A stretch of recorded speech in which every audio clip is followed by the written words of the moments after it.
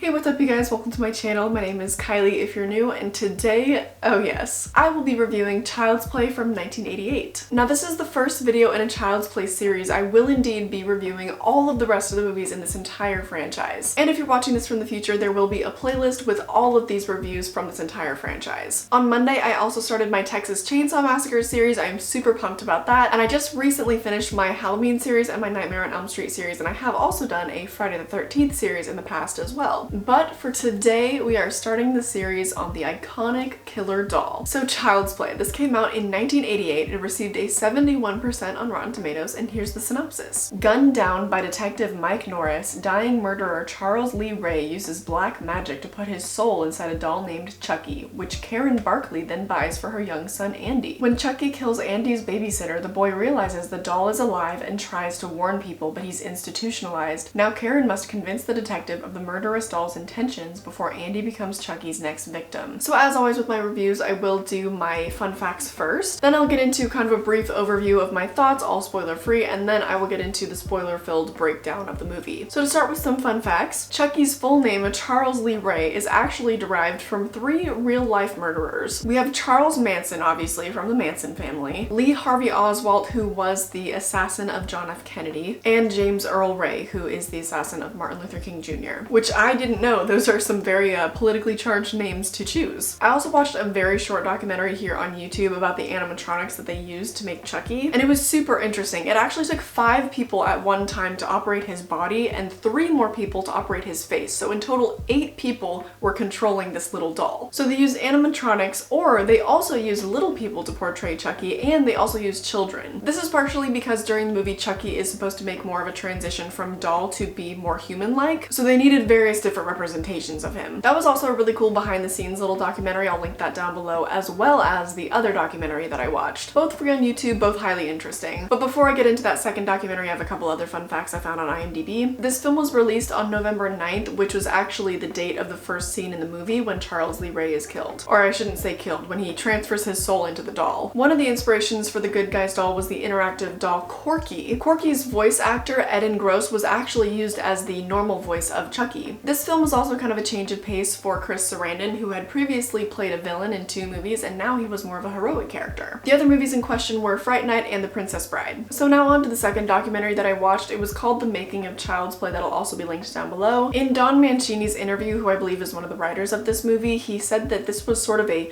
dark satirical look at the world of children's toy marketing. It was also inspired by the Talking Tina episode of The Twilight Zone, which is an excellent show, and I do really hope to talk about it at some point in the future on my channel. But apparently the original idea for this script to bring Chucky to life was for there to be a blood ritual between the doll and Andy. Apparently they wanted to create a doll that was somewhat fragile, so it had like latex skin and blood on the inside, so if the child played too rough with it, it would get a cut and then you'd like go buy band-aids and whatnot. I think he mentioned that idea was based on a real life doll, but for the story, Andy was supposedly going to cut his finger and also cut the doll's finger and then kind of meld the 2 together, and then I guess Andy's blood was supposed to kind of reawaken Chucky. And also in that original script idea, Andy's mom was supposed to be the mastermind behind the marketing of the Good Guy dolls. But it ended up being a lot more important to the story that the mom was financially struggling and kind of needed to get her hands on the doll in a more offhanded, kind of sketchy way. So that's why the story ended up going in the direction that it did. In this documentary, Tom Holland was also interviewed, and he admitted that one of his worst fears when he was a child was his toys. And he didn't say specifically, I'm pretty sure that he meant like his toys coming to life. That was kind of a common theme of the documentary that they brought up. I didn't have this experience because I just would have loved if my toys came to life, but I did always have a pretty specific fear of dolls, and because of Chucky, but I'll get into that later. They also apparently shot this in the dead of winter in Chicago, where it's absolutely freezing at night, and they had a lot of nighttime scenes. So apparently there were kind of some issues between Alex Vincent, the boy that played Andy, and Catherine Hicks, the woman that played the mother. Alex was only like 6 years old at the time or something, and he was just kind of nervous. It was hard to get some chemistry going between them, so his mom actually had an idea. She gave Catherine Hicks this little marble, I guess, or something like that, and she was like,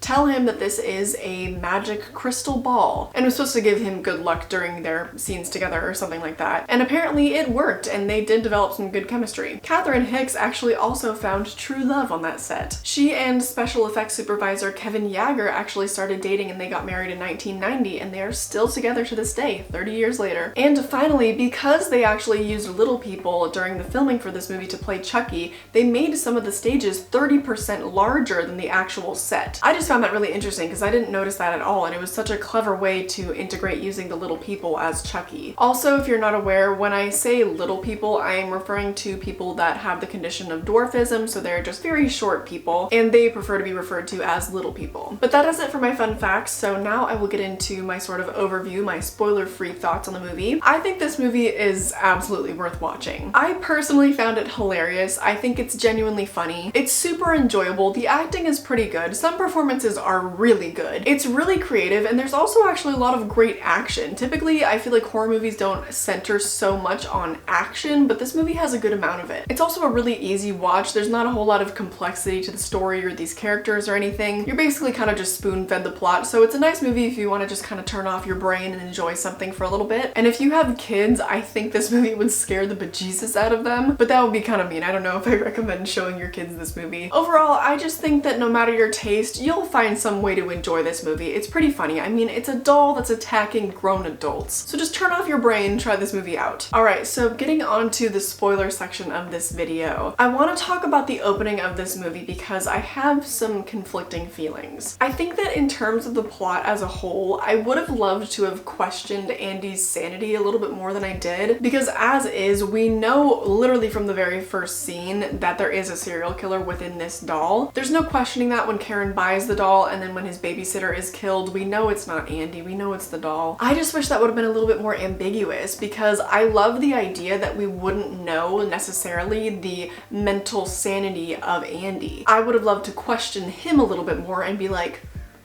is this 6-year-old possibly doing these things? And I think the reveal of the serial killer inhibiting the doll could have been revealed when Mike Norris is telling her the story of how he killed him that night. Because I just felt like there was a little bit more to be desired with Andy's character and sort of our feelings towards him. Because as is, we never question him, we're just kind of on his side the whole time, but I think that children can be such an effective tool in horror. And the movie isn't even necessarily told more from his perspective, it's more so from his mom's perspective, so I would have loved a little bit more ambiguity with him. But that being said, there is the dramatic irony of us knowing that there is a serial killer in this 6-year-old child's doll, and that is also terrifying in and of itself. But I just thought it might be a little bit more interesting if we also had this layer to it where we're like, is this 6-year-old crazy too? Then I think there just could have been more of a grand reveal with the doll or something, because it's kind of a jump scare when he starts talking to Karen and yelling at her, but like we knew that was gonna happen.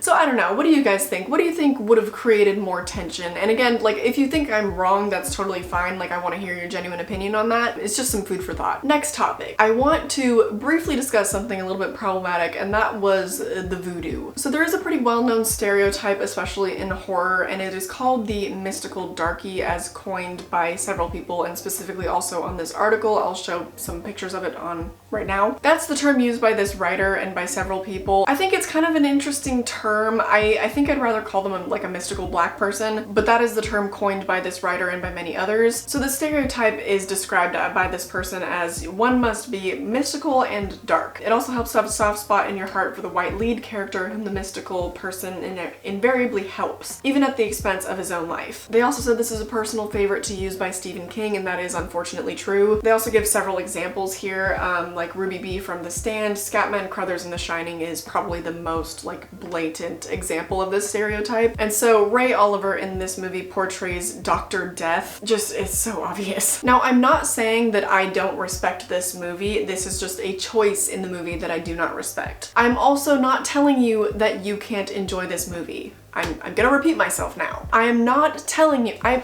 know what? I am not telling you that you can't enjoy this movie. I'm just asking you to be a little bit more culturally educated so we can avoid these stereotypes in the future. I feel like I really need to drive that point home that you are still allowed to enjoy this movie. This is still an iconic and respectable movie. But if we're going to put these movies on a pedestal, we have to recognize what is culturally problematic. I had a lot of very sensitive old men on my Friday the 13th videos because I was like, a white man dancing around and mocking native singing while wearing an important spiritual headdress is pretty blatant cultural appropriation.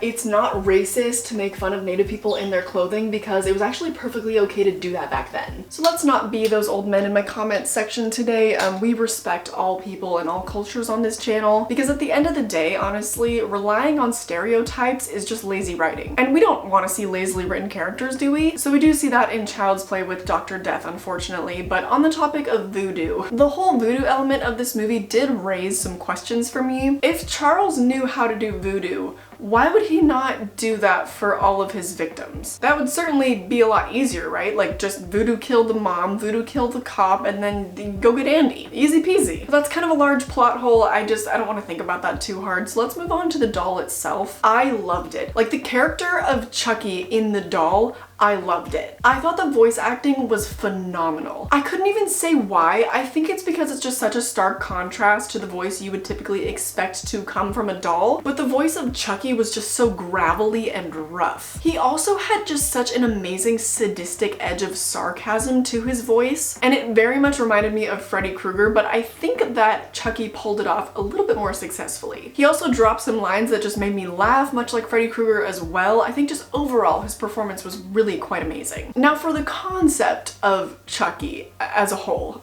So when I was little, he terrified me. I legitimately had the most active imagination as a child. I just tend to overthink everything and my imagination would conjure up the most terrible images, specifically in the dark when I'd be trying to fall asleep. But anyways, when I was little, I had this specific image in my mind of him running into my room and me not being able to see that he was there because my bed is like higher up. And I had this specific terror of him kind of lifting up the covers where my feet were and crawling up under the bed without me knowing he was there and then him killing me. I just found his face in particular to be so terrifying, and I'm not talking about this guy from the original movie. I'm talking about this guy. This was the first image that I ever saw of Chucky in my life, and to me, this is Chucky. Like, I know there is the original Chucky and that is technically the Chucky, you know, but this is what Chucky is to me, just in the context of like when I grew up and the first images that I saw. This is also the image that they use at Universal Studios for the House of Horrors. It just became burned in my mind as a child, probably when I was like 8 or 9 or something, and I was terrified of him. Now, however, as an adult, my hyperactive imagination has slightly worn off, and I'm very desensitized to a lot of horror. So now Chucky does not scare me, I just find him to be really hilarious. Just the concept of a child-sized entity that has the ability to somehow tackle grown adults, and also just the concept of this little doll that's screaming all these profanities like at this woman and like throwing her to the ground and biting her. Just the fact that it looked kind of like a fair match between the doll and the adult. Hilarious. And part of the movie's intention was to be satirical, at least. It's very hard to suspend your disbelief when he's displaying that much strength, like pushing against the doors, stabbing a knife clean through the door, but it works so well in a satirical sense, and so that's why it works for me. I'd even go so far as to say comedy-wise, it's quite brilliant, and I think it's very much in line with A Nightmare on Elm Street. Switching topics, I also briefly mentioned earlier that I thought the acting in this movie was pretty good. Overall, I didn't think it was anything too spectacular, but I mean, we had this 6-year-old kid, and he definitely pulled his weight. Like, it's very rare to find a 6-year-old that's gonna deliver an outstanding performance, and he pulled his weight. He did a good job. Catherine Hicks, on the other hand, was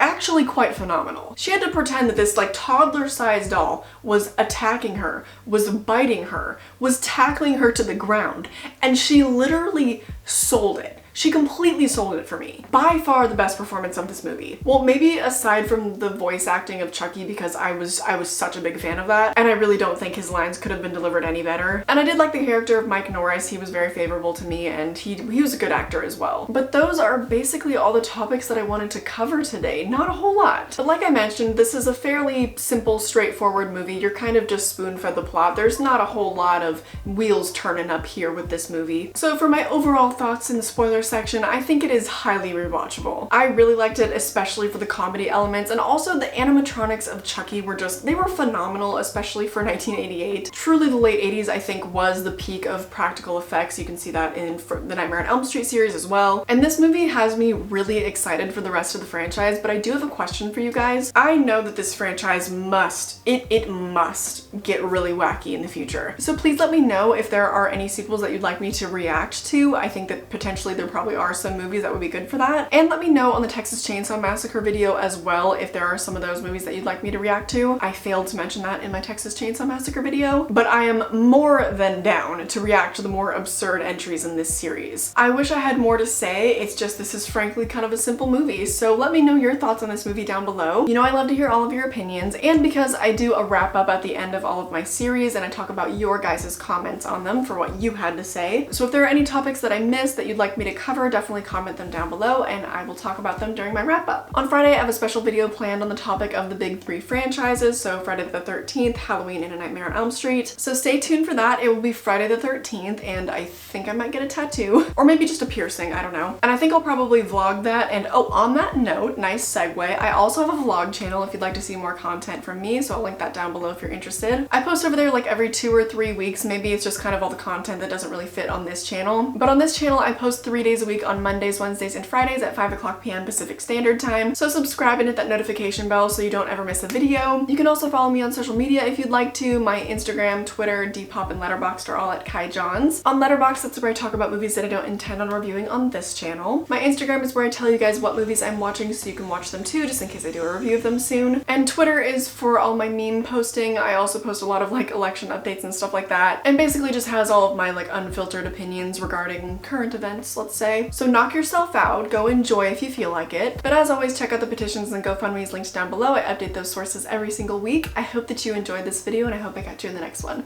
Bye!